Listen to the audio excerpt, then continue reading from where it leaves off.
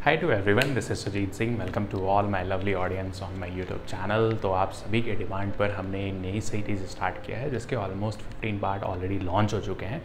बहुत important chapter, बहुत सारे कॉन्सेप्ट्स हैं। बच्चे अक्सर थोड़ा कंफ्यूज होते हैं तो क्योंकि इसमें बहुत सारे हार्मोन के इंपॉर्टेंट रोल रहते हैं बच्चे, और बेसिकली अंडरस्टैंड करना पड़ेगा आपको कि estrogen, progesterone, follicle stimulating hormone, luteinizing hormone किस तरीके से काम करते हैं एक दूसरे से इंटरकनेक्टेड वे में हो करके। ठीक है, तो आज के टॉपिक में हम ये अंडरस्टैंड करेंगे कि जो फर्टिलाइजेशन का इवेंट होता है, जो डिप्लॉइड जाइगोट का फॉर्मेशन होता है, मींस जो इसके अंदर एक्रोसोमल की रिएक्शन चल रही है ना, तो उस एक्रोसोमल रिएक्शंस में किस तरीके से स्पर्म के हेड के अंदर जो एक्रोसोम प्रेजेंट हैं वो एग की मेम्ब्रेन को रप्चर करते हैं, और रप्चर होने के बाद फाइनली स्पर्म का न्यूक्लियस और एग का न्यूक्लियस आपस में फ्यूज़ होकर के डिप्लॉइड जाइगोट का फॉर्मेशन करते हैं। तो एक्रोसोमल रिएक्शन और साथ में साथ किस तरीके से मल्टीपल स्पर्म एग से फर्टिलाइज न कर पाएँ, इस तरीके से वहाँ पर कौन से मैकेनिज्म चलते हैं। जैसे अगर हम बात करते हैं,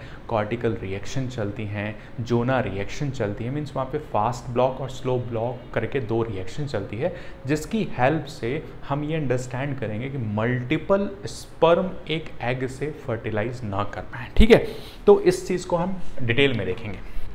तो वहाँ पर एक फर्टिलाइजेशन कोन भी फॉर्मेशन होता है। कोन कैसे फॉर्म होता है उसको भी हम स्ट्रक्चर के थ्रू अंडरस्टैंड करेंगे। ठीक है, तो अगर हम इस टॉपिक को अंडरस्टैंड करें, एक्रोसोमल रिएक्शन। ठीक है, अब देखो, फाइनली तुम ये अंडरस्टैंड करो कि सपोज ये क्या है, स्पर्म हेड है, और इस स्पर्म में बेसिकली ये कुछ यहाँ पर माइटोकॉन्ड्रिया और साथ में ये आपका टेल। ठीक है, अब देखो होता क्या है कि यहाँ पर क्या होता है, एक्रोसोम्स प्रेजेंट होते हैं। ठीक है, और इसके अंदर क्या प्रेजेंट होता है, इसके अंदर प्रेजेंट होता है न्यूक्लियस। इसके अंदर क्या प्रेजेंट होता है, न्यूक्लियस, और फाइनली ये न्यूक्लियस जो है स्पर्म के सेंटर में प्रेजेंट होता है। ठीक है, अब देखो यहीं पर क्या प्रेजेंट है, यहीं पर प्रेजेंट है सेंट्रियोल्स। यहीं पर क्या प्रेजेंट है, सेंट्रियोल्स प्रेजेंट है। ठीक है, और साथ में यहाँ पर मिड रीजन में और क्या प्रेजेंट है, माइटोकॉन्ड्रिया। यहाँ पर और क्या प्रेजेंट है, माइटोकॉन्ड्रिया, और ये टेल का पार्ट है, स्पर्म का टेल है।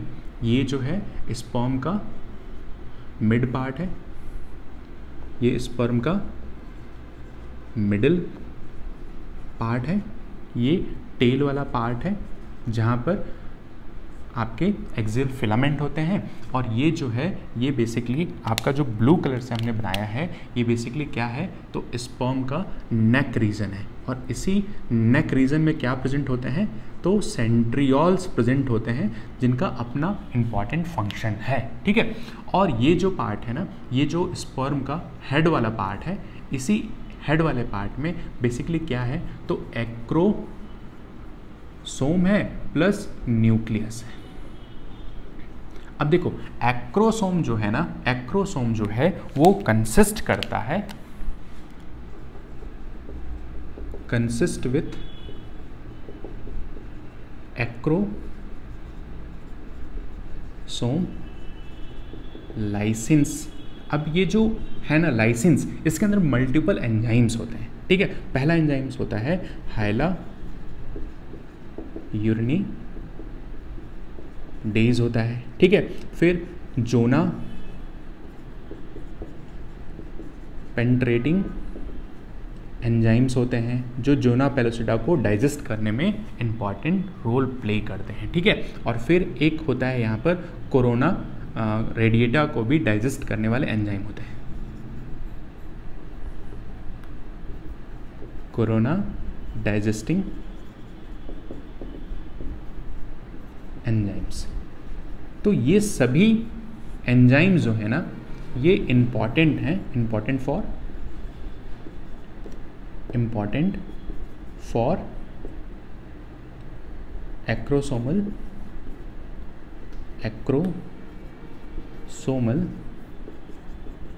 रिएक्शन। ठीक है, अब देखो होता क्या है, आप इस चीज़ को यहाँ पर यहीं पर मैं बना देता हूँ क्योंकि वहाँ पर हम अंडरस्टैंड करेंगे डिटेल में प्रिवेंशन ऑफ पॉलीस्पर्मी। ठीक है, अब देखो जब एक्रोसोमल रिएक्शंस परफॉर्म होती हैं ना, तो यहाँ पर एक क्या होता है कि जैसे ही एक्रोसोमल रिएक्शंस परफॉर्म होंगी, यहाँ पर क्या होगा, formation of fertilization cone, fertilisation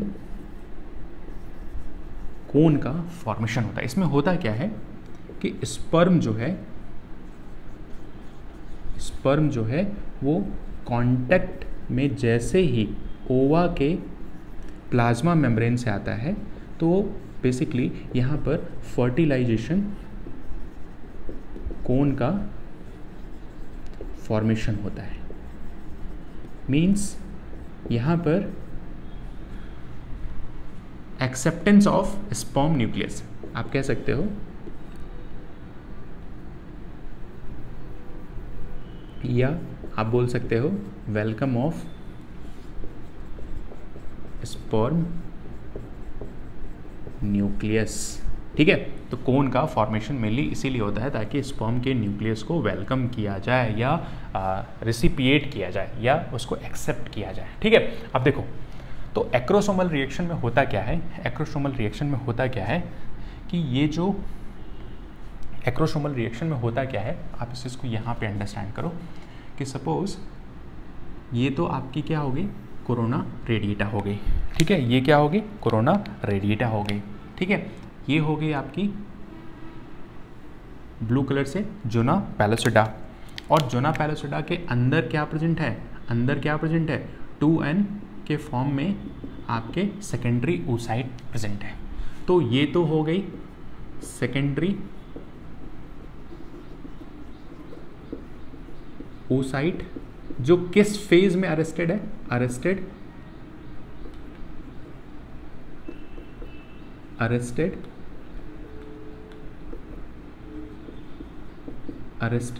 in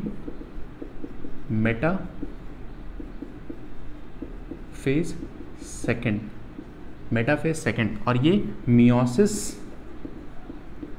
second की बात हो रही है।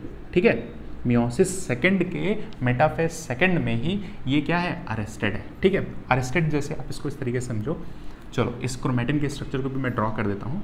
सो बेसिकली इस तरीके से क्रोमोसोम्स अरेंज होते हैं और यहाँ पर मेटाफेज जो प्रोटीन्स हैं ना, ये क्रोमेटिन्स को हेल्ड करके रखते हैं, और ये दोनों ही क्रोमेटिन जो हैं वो आपस में सेंट्रियोल से, ये क्या है, सेंट्रियोल, ठीक इधर भी क्या है, सेंट्रियोल, तो ये जो है ना सेंट्रियोल से बंधे रहते हैं।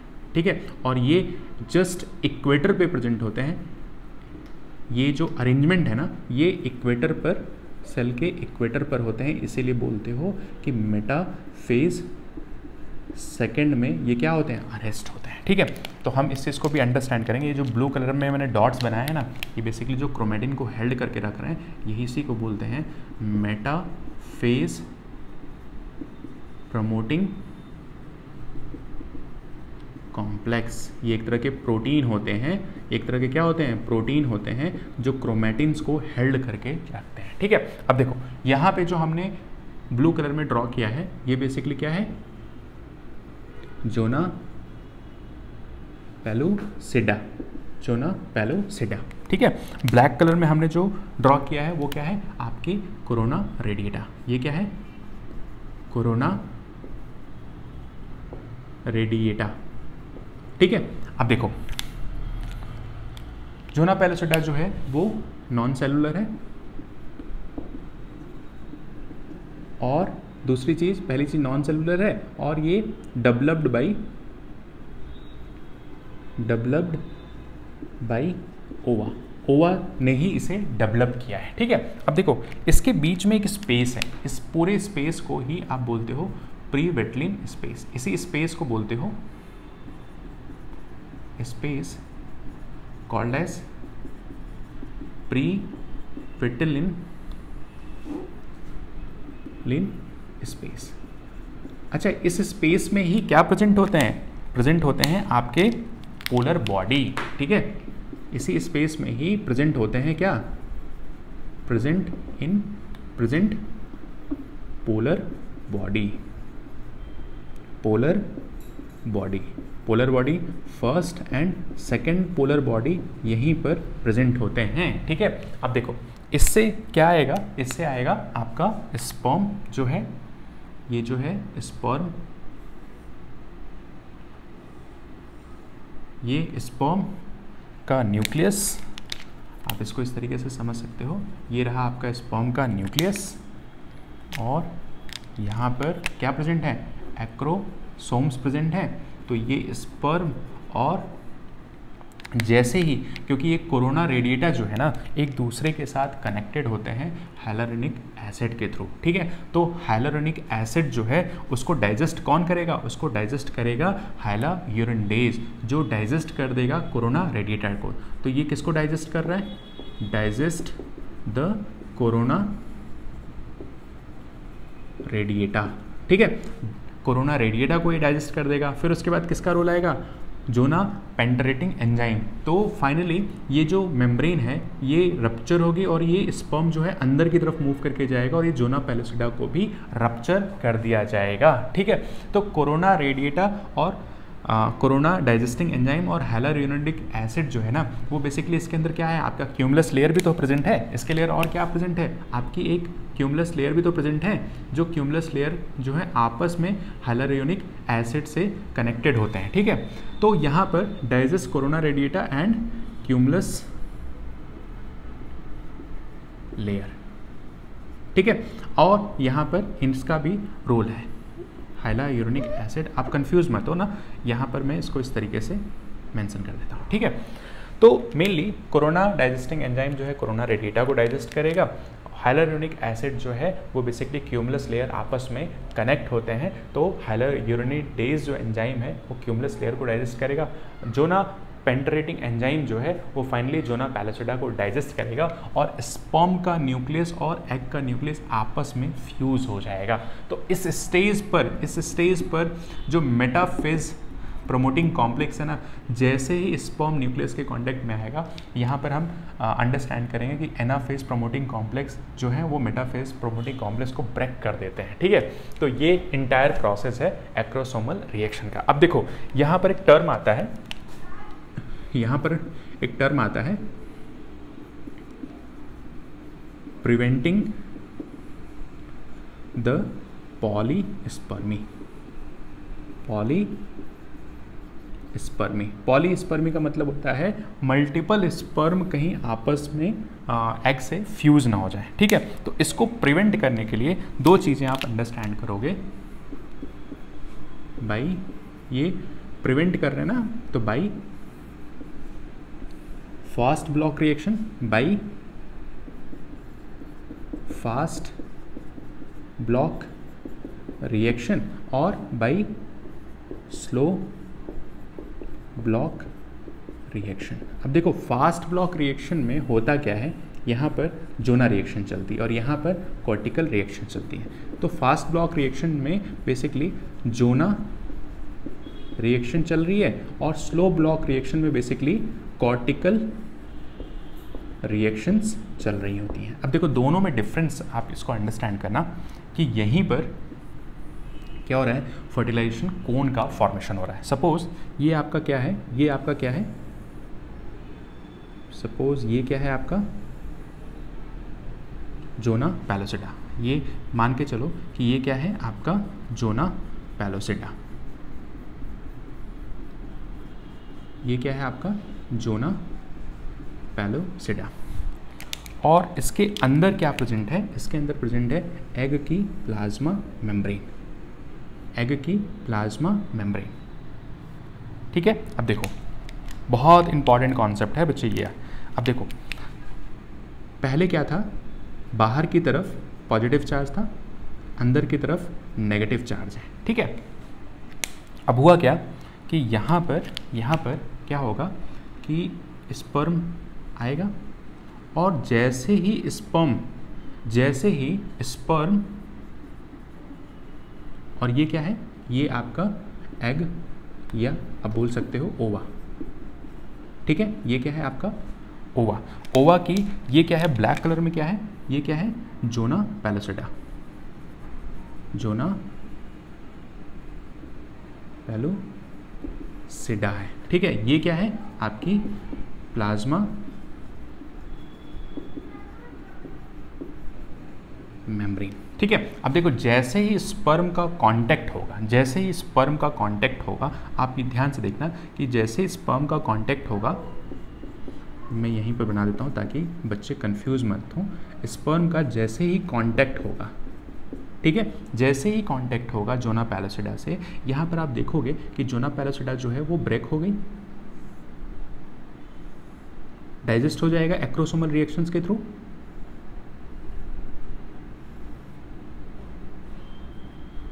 ये क्या हो गया, ये आपकी जोना पैलोसिडा, ये क्या है आपकी जोना पैलोसिडा है। तो एक्रोसोमल रिएक्शंस के थ्रू ये जोना पैलोसिडा डाइजेस्ट हो गई, और होगा क्या कि जो प्लाज्मा मेम्ब्रेन थी ना, ये जो प्लाज्मा मेम्ब्रेन थी, ये बेसिकली कुछ इस तरीके से कोन लाइक स्ट्रक्चर बना लेगी, कुछ इस तरीके से कोन लाइक स्ट्रक्चर बना लेगी, और यहीं पर क्या है, स्पर्म एक कांटेक्ट करेगा। ये क्या होगा, मैं इसको रब कर देता हूँ, तो ये क्या होगा, ये स्पर्म ने कांटेक्ट किया। ठीक है, और यहाँ पे जो फर्टिलाइजिंग कोन का फॉर्मेशन हो रहा है, यहीं पर क्या हो रहा है, फर्टिलाइजेशन, फॉर्मेशन ऑफ फर्टिलाइजेशन का क्या फॉर्म हो रहा है, कोन फॉर्म हो रहा है। ठीक है, फर्टिलाइजेशन कोन का फॉर्मेशन हो रहा है। ठीक है, अब देखो अब होगा क्या कि जैसे ही स्पर्म ने प्लाज्मा मेम्ब्रेन से कांटेक्ट किया, अब सेल मेम्ब्रेन, जो प्लाज्मा मेम्ब्रेन की मेम्ब्रेन पोटेंशियल वो चेंज हो जाएगी। कैसे चेंज होगी, क्योंकि जैसे ही इसने कांटेक्ट किया, यहाँ पर प्रेजेंट है सोडियम चैनल, यहाँ पर क्या प्रेजेंट है, सोडियम चैनल, प्लाज्मा मेम्ब्रेन पर क्या प्रेजेंट है, सोडियम चैनल। अब जब सोडियम चैनल ओपन हो जाएंगे तो सोडियम बाहर की तरफ, बाहर से अंदर की तरफ आएंगे, और जब अंदर सोडियम आएंगे तो आप देखोगे कि सोडियम का कॉन्सेंट्रेशन बढ़ने लगेगा। तो अब क्या होगा, अंदर की तरफ जो है पॉजिटिव चार्ज और बाहर की तरफ जो है वो नेगेटिव चार्ज। ठीक है, तो जैसे ही स्पर्म ने कांटेक्ट किया, यहाँ पर क्या हो रहा है, स्पर्म जैसे ही कांटेक्ट में आ रहा है, बेसिकली हो क्या रहा है कि हो ये रहा है कि ओपनिंग ऑफ सोडियम चैनल। अब जब सोडियम चैनल ओपन होगा तो सोडियम आयन का अंदर की तरफ मूवमेंट होगा। जब अंदर की तरफ मूवमेंट होगा तो मेम्ब्रेन की पोटेंशियल क्या हो जाएगी, चेंज हो जाएगी। अब मेम्ब्रेन कैसी हो गई, पोलराइज्ड मेम्ब्रेन पोटेंशियल हो जाएगा, डीपोलराइज मेम्ब्रेन। अब डीपोलराइज होने की वजह से स्पर्म जो है वो एग की मेम्ब्रेन पर बाइंड नहीं कर पाएंगे। Sperm does not bind with depolarised egg. लेकिन ये जो प्रोसेस है ना, ये फास्ट ब्लॉक है, मीन्स ये चलती बहुत तेज़ है, बट ये बहुत लॉन्ग ड्यूरेशन के लिए नहीं रहती है। तो इस तरीके से मेम्ब्रेन का पोटेंशियल चेंज होने की वजह से यहाँ पर जोना रिएक्शंस होते हैं, और जोना रिएक्शंस में मेम्ब्रेन की पोटेंशियल जब चेंज हो जाएगा तो बहुत सारे स्पर्म इससे बाइंड नहीं कर पाएंगे। ठीक है, अब देखो यहाँ पर कंडीशंस क्या हो रही है, जैसे मेम्ब्रेन की पोटेंशियल चेंज हो गया तो यहीं पर क्या प्रेजेंट है, यहाँ पर क्या प्रेजेंट है, स्मूथ एंडोप्लाज्मिक रेटिकुलम। यहाँ पर क्या प्रेजेंट है, SER, स्मूथ एंडोप्लाज्मिक रेटिकुलम, जिसको मैं यहाँ पर बता रहा हूँ बच्चे। अब देखो होता क्या है,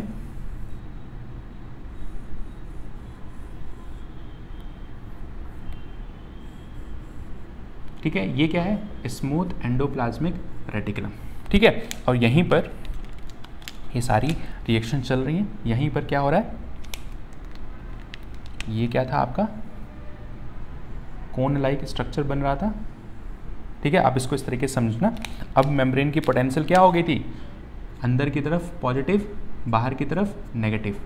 ये कंडीशन कब की है, आफ्टर स्पर्म बाइंडिंग। आफ्टर, और ये जोना पैलोसिटा थी, ये क्या था, जोना पैलोसिटा। आप इसको अंडरस्टैंड करना, आफ्टर स्पर्म बाइंडिंग, स्पर्म के बाइंड होने के बाद का सिचुएशन क्या है। अब देखो यहाँ पर क्या है, यहाँ पर जो है बेसिकली आपके सेंट्रियोल्स प्रेजेंट है, यहाँ पर क्या है, सेंट्रियोल्स प्रेजेंट है, ठीक है। अब देखो होगा क्या कि मेम्ब्रेन की पोटेंशियल जब चेंज हुई, जब मेम्ब्रेन की पोटेंशियल चेंज होगा तो signal endoplasmic reticulum, smooth endoplasmic reticulum पर जाएगा, और स्मूथ एंडोप्लाज्मिक रेटिकुलम पे जाने के बाद होगा क्या कि यहाँ पर कैल्शियम चैनल ओपन हो जाएंगे। जब कैल्शियम चैनल ओपन होंगे तो कैल्शियम इसके अंदर, स्मूथ एंडोप्लाज्मिक रेटिकुलम के अंदर भर भर के कैल्शियम प्रेजेंट है। अब ये कैल्शियम बाहर की तरफ आएंगे, जब कैल्शियम बाहर की तरफ आएंगे मीन जैसे ही सिग्नल गया, अब यहाँ पर कैल्शियम चैनल ओपन हो जाएंगे। जब कैल्शियम चैनल ओपन होंगे तो कैल्शियम बाहर की तरफ आएंगे, और ये कैल्शियम जो है इस सेंट्रियोल और इस पर बेसिकली जो सेंट्रियोल के अंदर पैकेजिंग है, ये एक्सोसाइटोसिस होने लगेगा, एक्सोसाइटोसिस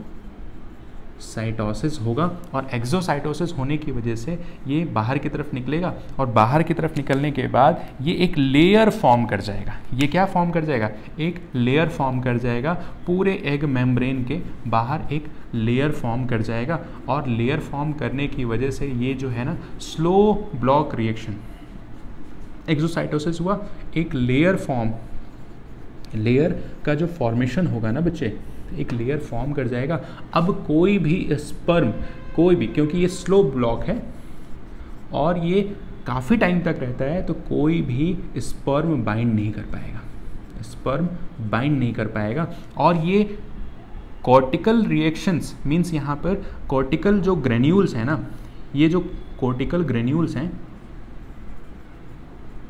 कॉर्टिकल, मैंने इसे पहले सेंट्रियोल्स बोला है, बट ये कॉर्टिकल ग्रेन्यूल्स हैं, और कॉर्टिकल ग्रेन्यूल्स कैल्शियम के प्रेजेंस में एक्सोसाइटोसिस होगा, और यहाँ पर एक लेयर का फॉर्मेशन हो जाएगा। अब देखो यहाँ पर मैंने एक स्ट्रक्चर बनाया था कि ये जो स्ट्रक्चर है ना, मेटाफेज प्रमोटिंग कॉम्प्लेक्स, ये मेटाफेज प्रमोटिंग कॉम्प्लेक्स जो है ना, वो मेटाफेज स्टेज में ही क्या है, अरेस्टेड है, ठीक है। अब देखो जो मेटाफेज, जो इक्वेटर पर क्रोमैटिन जो है वो अरेस्टेड फॉर्म में है, ये स्पर्म की एंट्री, इसे ब्रेक कौन करेगा, ब्रेक कौन करेगा, जब स्पर्म आएगा। स्पर्म आया तो उसने क्या किया, इस एग के मेम्ब्रेन की पोटेंशियल को क्या किया, चेंज किया। जब मेम्ब्रेन की पोटेंशियल चेंज हुई तो ये सिग्नल स्मूथ एंडोप्लाज्मिक रेटिकुलम पर गया, स्मूथ एंडोप्लाज्मिक रेटिकुलम से कैल्शियम पंप जो है वो ओपन हो गया, और कैल्शियम जो पंप है बेसिकली क्या कर रहे हैं कि कैल्शियम को बाहर एक्सोसाइटोस कर रहे हैं, और कैल्शियम जो है वो कॉर्टिकल रिएक्शंस, कॉर्टिकल ग्रेन्यूल्स को एक्सोसाइटोस करके एक लेयर का फॉर्मेशन करते रहे। साथ में साथ ये कैल्शियम क्या काम कर रहे हैं, साथ में साथ ये कैल्शियम क्या काम कर रहे हैं कि बेसिकली ये एक्टिवेट कर दे रहे हैं, किसको, ये स्टिमुलेट कर रहे हैं, stimulate the anaphase promoting complex, anaphase promoting complex. अब एनाफेज प्रमोटिंग कॉम्प्लेक्स क्या काम करेगा, एपीसी जिसको बोलते हो आप, एनाफेज प्रमोटिंग कॉम्प्लेक्स जो है ये इसे ब्रेक कर देगा, मेटाफेज प्रमोटिंग कॉम्प्लेक्स को ब्रेक कर देगा।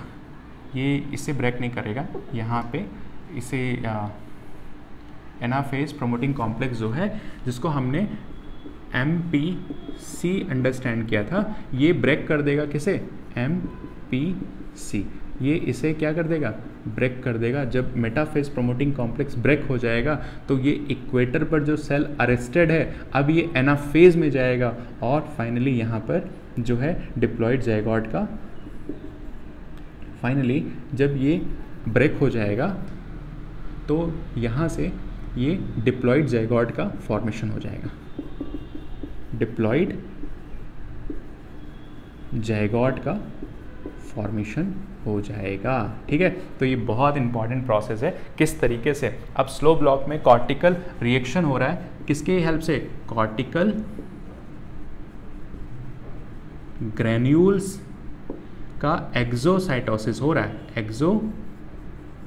एक्सोसाइटोसिस हो रहा है। एक्सोसाइटोसिस से क्या बन रही है यहाँ पर, एक न्यू लेयर का फॉर्मेशन हो जा रहा है, न्यू लेयर का फॉर्मेशन हो जा रहा है, जिसकी वजह से अब कोई भी स्पर्म जो है एग से बाइंडिंग नहीं कर पाएगा। ठीक है, तो कैल्शियम की इंपॉर्टेंस आप समझ रहे हो कि जो सेकेंडरी oocyte में मेटाफेज में जो सेल अरेस्टेड है उसको ब्रेक करने के लिए कौन इंपॉर्टेंट रोल प्ले कर रहा है, कैल्शियम। कैल्शियम जो है वो फाइनली क्या कर रहा है, वो break the metaphase promoting complex. और मेटाफेज प्रमोटिंग कॉम्प्लेक्स ये बेसिकली जो कैल्शियम है पहले तो ये स्टिमुलेट कर रहा है किसको, stimulate the anaphase promoting complex. और एनाफेज प्रमोटिंग कॉम्प्लेक्स क्या कर रहा है, आपका मेटाफेजिक प्रमोटिंग कॉम्प्लेक्स को ब्रेक कर दे रहा है। और फाइनली सेल जो है वो आपका डिप्लॉयड जायगोट का फॉर्मेशन हो रहा है। ठीक है, तो ये पूरा इंटायर प्रोसेस है, बहुत इंपॉर्टेंट प्रोसेस है। तो आप इसको अच्छे से अपने नोट्स में प्रिपेयर करो और जितना हो सके आप रिवाइज ज़रूर करना। ठीक है, क्योंकि इसमें बहुत सारे कॉन्सेप्ट हैं, बहुत इंपॉर्टेंट कॉन्सेप्ट है।